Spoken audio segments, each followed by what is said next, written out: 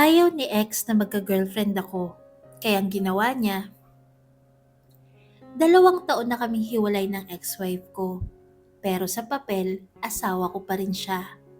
Hindi pa kami annulled, hindi pa rin legally separated.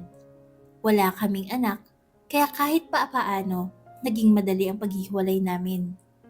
Tahimik, walang malaking gulo, walang habulan ng sustento, walang obligasyon na mag-uugnay sa amin, kundi ang mga alaala at ang papel na nagsasabing kasal pa rin kami. Sa loob ng 2 taon na yon, natuto akong maging mag-isa. Natuto akong mahalin ang sarili ko ulit. Natuto akong i-enjoy ang katahimikan. Kaya madalas sa social media, pinapakita ko yung single life ko. Kape mag-isa, road trip mag-isa. Gabi ng tahimik, simpleng buhay, pero masaya. Alam ko rin kahit hindi niya inaamin, ini-stalk niya pa rin ako. Ramdam ko. Yung mga post ko na walang reaction, pero alam mong may matang nakatingin.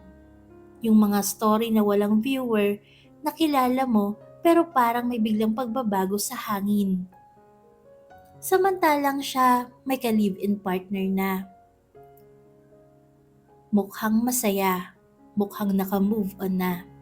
Kaya akala ko, pareho na kaming payapa. Pareho na kaming may kanya-kanyang mundo. Hanggang sa dumating yung araw na nagbago ang lahat. May nililigawan na ako noon. Hindi pa kami. Hindi pa kami official. Pero seryoso ako. Tahimik lang, walang ingay. Kaya ginawa ko yung tinatawag nilang soft lunch. Nag-my day ako. Hindi ko pinakita ang mukha. Kamay lang namin. Magkahawak. Simple, pero sapat para ipakita na may bago ng simula sa buhay ko. Hindi ko inaasahan na yung simpleng my day na yon ang magiging mitya ng pinakamagulong kabanata ng buhay ko. Tahimik lang ang araw ko noon. Walang drama, walang mensahe. Hanggang sa biglang nag-pop up ang pangalan na matagal ko nang hindi nakikita sa inbox ko. Siya, ang ex-wife ko. Kamusta ka na? 3 salita, pero parang may bigat na ilang tonelada. 2 taon. 2 taon siyang hindi nagparamdam. Ngayon lang ulit. At eksakto pang pagkatapos kong mag-post na may nililigawan na ako. Hindi na ako agad nag-reply. Hindi dahil galit ako. Hindi rin dahil may nararamdaman pa. Kundi dahil alam ko kung saan papunta yun. Kilala ko siya. Kilala ko ang timing niya. Kilala ko ang mga galaw niya kapag may hindi siya gusto. Makalipas ang ilang oras, may sumunod na mensahe. Pwede ba tayo magkita? May gusto lang akong pag-usapan. Doon na ako kinabahan. Kasi anong pag-uusapan? Wala naman na kaming dapat pag-usapan. Tapos na kami. May kanya-kanya na kaming buhay. Siya nga, may ka-live-in na. Kaya hindi ako sumagot. Pinili kong umiwas. Pinili kong wag magbukas ng pinto na matagal ko nang isinara. Akala ko, doon na matatapos. Nagkamali ako. Kinabukasan ng hapon, may kumatok sa pinto ng apartment ko.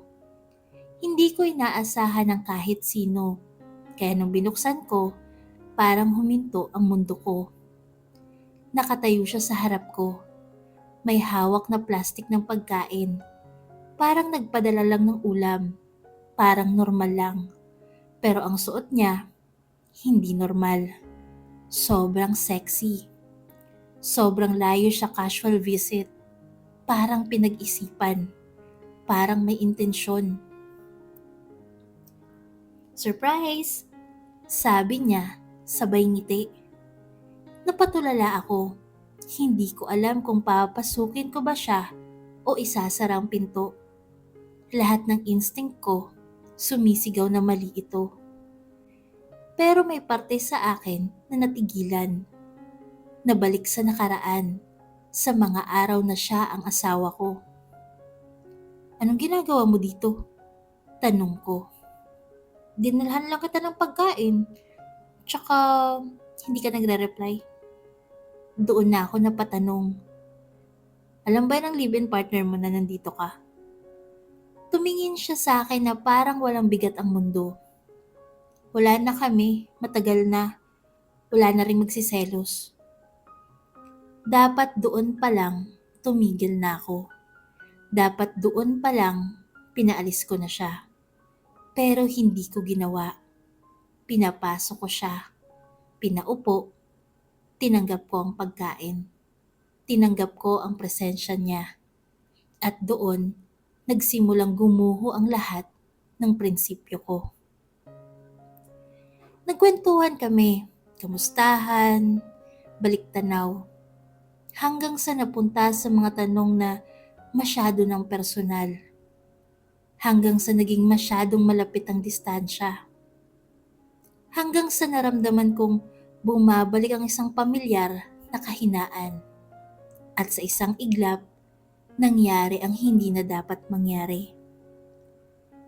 Pagkatapos nakaupo ako sa gilid ng kama, tahimik, walang saya, walang fulfillment, puro bigat, puro tanong sa sarili kung bakit ko hinayaan ang sarili kong bumalik sa isang bagay na matagal ko nang iniwan. Pag-alis niya, doon lang ako tuluyang natauhan. At dahil doon, naglaylo ako sa nililigawan ko. Hindi dahil ayaw ko sa kanya, kundi dahil sa guilt, dahil sa hiya, dahil sa takot na baka nagkamali na naman ako ng direksyon sa buhay. Hindi ko na alam na mas malala pa pala ang darating.